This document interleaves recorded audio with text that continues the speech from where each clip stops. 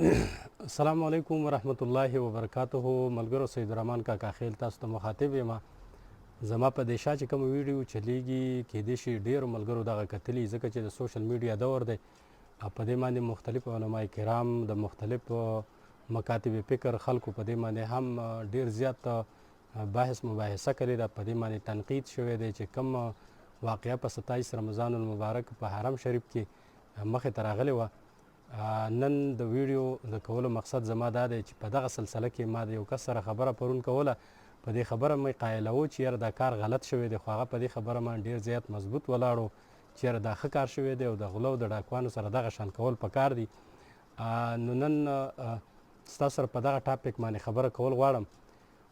الله پاک په قرآن کې فرمایي وتعاونوا علی البر والتقوا ولا تعاونوا علی الاسم والعدوان.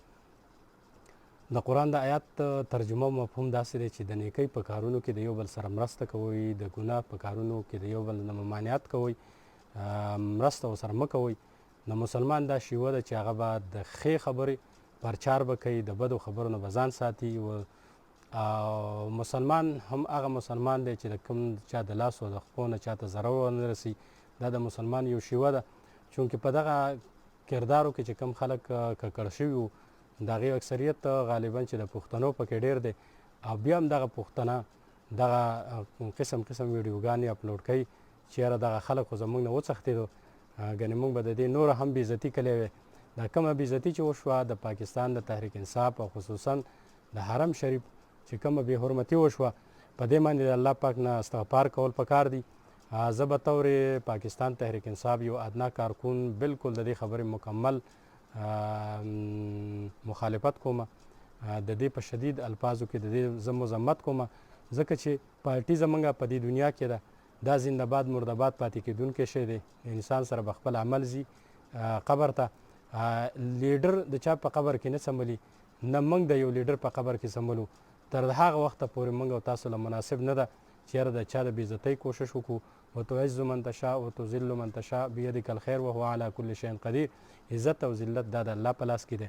د اوسه پورې چې الله پاک په چا باندې پرده راخوره کړې ده او د هغې موږ او تاسو د بېعزتۍ کوشش کوو، نو الله پاک به په خپله باندې زموږ بېعزتي کوي. موږ به په کورونو کې ناست یو او زموږ او ستاسو به بېعزتي کېږي. د خلکو د مسلمانانو د انسانانو د بېعزتۍ نه خپل ځان وساتئ. او دا زنده‌باد مرده‌باد بیا خصوصا په حرم شریف کې د دې خبرې ډېر زیات ممانعت دی، چونکې زموږ او ستاسو اکثریت د جهالت په لار باندې روان یو. موږ ته د دین پوهه نشته، موږ ته د دین سمج نشته. نو داسې واقعیت به مخې ته راځي.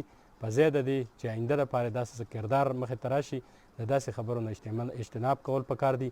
زه یو ځل بیا هغه مسلمانانو وروڼو ته درخواست کوم، هغې ته دا ریکویسټ کوم چې تاسو کم از کم د حرم شریف د تقدس هغه خیال وساتئ، ځکه چې په پښتون باندې یو لیبل لګېدلی دی د مسلمان او پک او ټکه. تاسو ته ښه پته ده چې په ټولو دنیا کې د دین او د دعوت کم کار کېږي، په هغې کې د ټولو نه زیات پیش پکې پښتون دی. چونکې دا کومه مسله چې راغلې وه، دغه ملګرو ته زه دا یو ځل بیا خواست کوم چې دوی د الله نه معافي وغواړي، ځکه چې د برکتونو میاشته، د مغفرت میاشته، او خپل ځان په الله باندې او په دغه انسانانو باندې وبخي، په ځای د دې چې د مرګ او ژوند څه پته نه لګي. دا یې ډېر غلط کار کړی دی چې په حرم شریف کې په چا پسې داسې سپورې ستغې او داسې نارابازي. د دې خبرو مکمل د دې نه اجتناب کول پکار دي. علما کرام فرمایي چې دا مړي هم اواز اوري. دیو ته چې کله تاسو سلام کوئ نو دا هغه اواز اوري. دا د ابن مسعود رضی الله عنه دا قول دی چې نبی علیه السلام دا فرمایي چې یاره دا مړي په قبرونو کې دا زموږ او ستاسو دا اواز اوري، خو موږ له د دې جواب نشي راکولی. نو بیا د نبی علیه السلام په روضه کې دننه دا نارابازي کول، په چا پسې چور او د ډاکو هغه نارې واله، دا انتهایي دا د مذمت قابل خبره ده او د دې خبرې نه اجتناب کول پکار دي.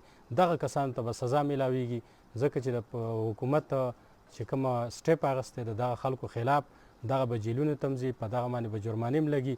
په ځای د دې چې جرمانې هم دوی ډکې کړي، دوی دغه جیل هم تیر کړي، د الله نه به معافي غوښتل پکار دي. او د دغه انسانانو نه د چا چې دلزاري شوي د هغې نه دغه کول پکار دي. ډېره مهرباني ده، لږه شان ویډیو مې سره وکړه. د خپل ځان خیال ساتئ او دعاګانو کې مې یاد ساتئ. السلام علیکم ورحمت الله وبرکاته.